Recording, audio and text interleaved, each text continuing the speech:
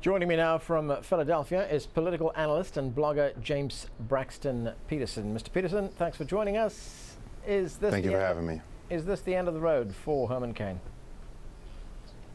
I think it is. I think that the Republican voters and the American public were already very, very skeptical of Mr. Cain's response to the initial allegations and the changes in his responses as the story unfolds from the first 2 or 3 of these allegations.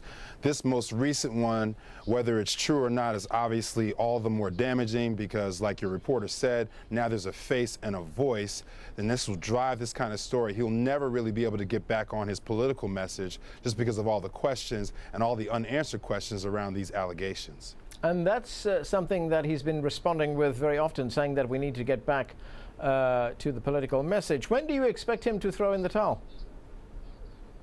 That's a good question. I mean, he has some interesting backers. I think the Koch brothers are one of his backers. So he could essentially stick around for a long time. But just from the simple fact that he will no longer be able to get on his message unless he answers all of these questions. And I think his campaign is advising him now not to do so. I'm not sure why that's their advice, because these questions are not going to go anywhere. So, I mean, he's got to figure out if he can take this heat.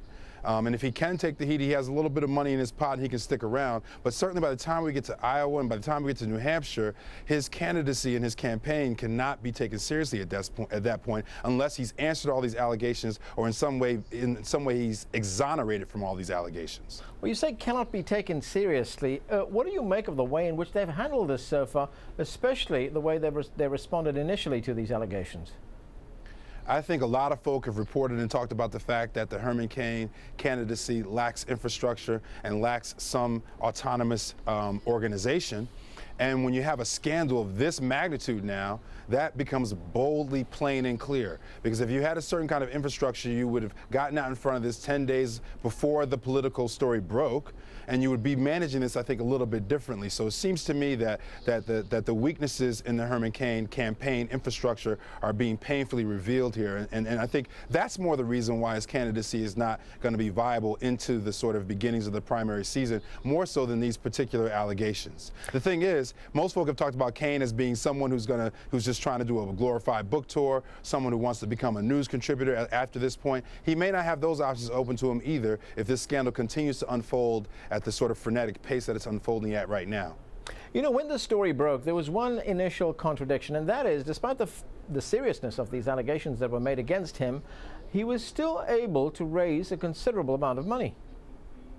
Yes. I think initially folk were a little bit skeptical, and here's what they did. They deflected the story by talking about race. Remember, Mr. Cain was the one who said that race doesn't really affect black folk in America anymore. But when this came out, Tea Partiers and people who support Mr. Cain came out and called this a high-tech lynching. He himself sort of said that he felt that race was a factor in the leaking and in the reporting on this story. So they used race to deflect it for a little while. But at this point, we really have to talk about the issues of sexual harassment, the gender dynamics between men and women in the workplace, and men with powerful positions sort of taking advantage of women in positions where they look to those men for advice and for advancement. And so we're looking at a really tricky situation now, and now it's sort of unfolded, right? Now Mr. Cain really has to deal with these questions, and unfortunately for him, he's going to have to confront these allegations directly. He will not be able to sustain himself as a presidential candidate and deny or somehow deflect these questions any longer. Okay, sir. James Patterson, thanks for joining us.